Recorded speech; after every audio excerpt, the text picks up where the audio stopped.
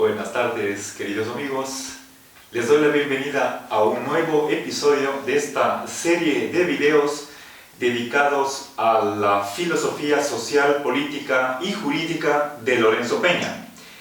En esta ocasión me voy a referir a unos escritos con el título de acerca de la asignatura de Educación para la Ciudadanía que fueron publicados en el año 2007, unos meses después del decreto 1631 del 5 de enero del año 2007. Bien, creo que si quisiéramos resumir la opinión de Lorenzo Peña con una sola palabra, su crítica es que esta asignatura es liberticida, es decir, mata la libertad. Entonces, voy a exponer por una parte características que tiene esta propuesta del Reino de España y por otra parte la opinión que tiene Lorenzo Peña. Bien, en primer lugar, en la introducción de este decreto está que el propósito fundamental de esta asignatura del bachillerato que se la imparte en 2 años es la de fomentar la sensibilización, la adquisición de actitudes y virtudes. Entonces, frente a eso, Lorenzo cree que nadie está obligado a sentir compasión o a dedicarse al benevolado. Aquí,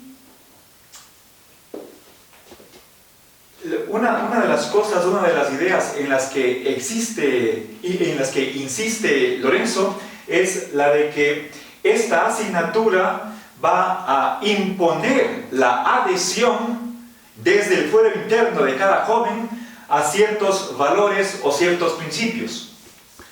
Ahora, 2 de los filósofos españoles que están detrás de todo este proyecto de introducir esta asignatura en el bachillerato son, por una parte, Fernando Savater y José Antonio Marina. Con respecto al primero, Lorenzo Peña comenta que en un sistema liberal la Constitución protege tanto a los amigos de la Constitución así como también a los enemigos de la Constitución. En un sistema constitucional, ¿sí?, tiene que haber, como ya me voy a referir en el siguiente punto, tiene que haber libertad del pensamiento. Es decir, no puede ser obligatorio el pensar de una sola determinada manera. José Antonio Marina, entre otras cosas, tiene las siguientes 2 ideas. La primera es que al referirse a esta asignatura de Educación para la Ciudadanía, cree que la finalidad de ella es la de formar ciudadanos, personas justas y solidarias. Al respecto, el comentario de Lorenzo es que esa finalidad central, absolutamente en el núcleo de la propuesta, borra la diferencia entre lo que es un deber jurídico que tiene que estar en las leyes y por otra parte lo que debe ser simplemente una cuestión de convicción interna de cada persona, podemos decir cuestión de la moral. La Constitución de la Segunda República Española en 1931 tiene 2 artículos a los que se refiere Lorenzo. En primer lugar, el artículo 48 habla de la neutralidad ideológica de la escuela pública. Esta es una idea liberal desde el siglo XIX de que hay una separación entre lo que es Iglesia y Estado. El Estado no puede estar adscrito a una escala de valores, a una visión del mundo.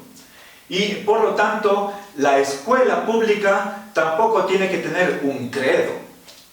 El artículo 27 precisamente habla de la libertad de conciencia.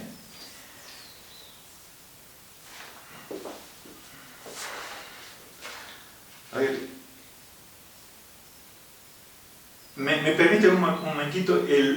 La libertad de conciencia está entendida como que los estudiantes, o en general cualquier ciudadano, no puede ser obligado a hacer profesión de fe, ni tampoco puede ser forzado a adherirse a ciertos valores.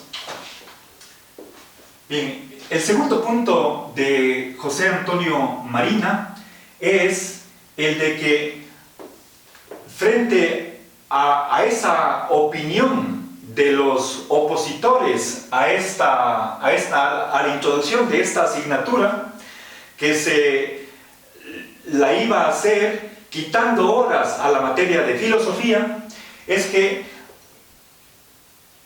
frente a esa opinión de adversaria de que no puede haber consenso sobre cuestiones sociales, Antonio Marina, entre otros, cree que es muy probable que se dé un acuerdo intersubjetivo cuando estamos hablando de la convivencia social. Un punto de vista parecido lo tiene John Rawls, el filósofo político más famoso del siglo XX, para quien los principios básicos de la organización social pueden ser el fruto de una deliberación racional, de una conclusión lógica, y por lo tanto se puede conseguir consenso, unanimidad total con respecto a esos principios básicos. Relativo a este punto, Lorenzo cree que valores materiales son la base para las normas que van a regular la conducta. Pero nos podemos preguntar, ¿es posible conseguir unanimidad con respecto a esos valores? La respuesta es que no. Si es que tuviéramos una posición marxista, cuando hablamos de valores, podríamos preguntarnos, ¿los valores de quién? ¿Sí?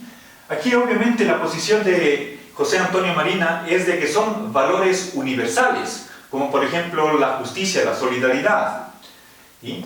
Pero Lorenzo insiste en que los ordenamientos jurídicos evolucionan. Lo que en una época está permitido, en otra está prohibido o viceversa. En realidad todo es discutible, no solamente los valores materiales, sino también los valores formales. ¿Sí? Para Rawls, la justicia es meramente procedimental, una cuestión de forma. ¿Sí? Pero también eso habría que discutir. ¿Por qué tales procedimientos? ¿Para qué? ¿Cómo?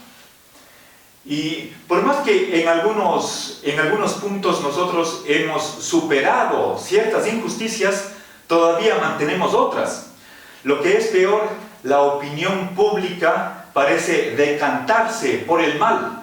Así, por ejemplo, todavía se considera que no debe convertirse en un acto lícito la eutanasia, u otro par de puntos que me voy a saltar. Ahora, pasemos acá al educador ciudadanista. Voy a mencionar que, según este decreto 1631, hay 9 criterios que se aplican para la evaluación de qué alumno, de qué estudiante va a aprobar la materia o no. No me voy a referir a todos ellos, sino únicamente a estos 3 que están aquí mencionados. Pero antes de abordar específicamente esos 3 criterios, de antemano quiero ya indicar que para Lorenzo Peña esta asignatura de Educación para la Ciudadanía constituye una inculcación de valores, lo cual quiere decir que es una actividad que hace el profesor en el aula de manera inevitable, insoslayable, repetitiva, de una manera asimétrica, es decir, que no se permite una crítica, y además que el profesor culpabiliza el disentimiento. Lo peor es que, además de esa inculcación, se incurre en una represalia ideológica, lo cual quiere decir que el estudiante está sometido a ciertos parámetros con respecto a los cuales se va a juzgar no solamente lo que piensa, lo que dice, sino su comportamiento. En caso de que haya una falta de adecuación de su conducta con respecto a esos patrones, entonces hay ahí una sanción. El alumno queda reprobado si es que no cumple uno de esos 9 criterios de evaluación. Eso quiere decir entonces que el profesor, el educador ciudadanista, se va a convertir en un inquisidor, ¿sí?, por lo de la Santa Inquisición, y en un propagandista del sistema político. Veamos, el primer criterio de evaluación está pidiendo que el estudiante respete las diferencias. Ahora, respete, entonces se le está pidiendo al estudiante que respete a todos, incluso a los que no son respetuosos. En este punto, me parece que a Lorenzo Peña le parece que este primer criterio de evaluación presta su flanco a la crítica de que es susceptible de generar lo que se ha llamado la paradoja de la tolerancia. Deberíamos tolerar al intolerante, ¿sí?, respetar a quien no respeta, sea que contestemos sí o no. En ambos casos vamos a tener problemas. Si es que toleramos al intolerante, eso sería avalar la intolerancia, ¿sí? Y realmente esa es una posición que ni siquiera el gobierno está dispuesto a hacer. En cambio, si es que no se tolera al intolerante, estamos dando muestras nosotros mismos de intolerancia. Entonces, en ambos casos estamos en una situación bastante incómoda. El cuarto criterio habla de rechazar todo tipo de discriminación, especialmente aquella en contra de la mujer. Lorenzo te pregunta, ¿y qué es lo que más perjudica la igualdad a la mujer? Aquí Lorenzo hace referencia al Estado monárquico del Reino de España. Una de las principales discriminaciones en contra de la mujer es la sucesión al trono. Sabemos que quien hereda la potestad real es el primer hijo varón. Ahí tenemos que se le está discriminando a la mujer por la edad, por el sexo, y en caso de que haya una hija que pertenezca a la familia real. En caso contrario, el resto de la población femenina está excluida de tener ese estatuto de ser la reina. Pasemos al criterio número 8. Como sucede con otros criterios, aquí se está pidiendo manifestar una actitud, mostrar una actitud en este caso del número 8, una actitud de solidaridad, ¿sí? Al respecto, Lorenzo comenta que lo que está sancionado es la no declaración. No es posible abstenerse, guardarse para sí sus propios pensamientos. Recuerden, eso va contra el artículo 27 de la Constitución de 1931 y de paso, si me permiten, quisiera leerles el artículo número 66, numeral 11 de la Constitución ecuatoriana. Todo ecuatoriano tiene el derecho a guardar reserva sobre sus convicciones. Nadie podrá ser obligado a declarar sobre las mismas. Ese derecho está inculcado en todos estos criterios de evaluación que se exigen manifestar una actitud. Entonces, ahora pasemos a ver cómo Lorenzo entiende la libertad de conciencia o la libertad de pensamiento.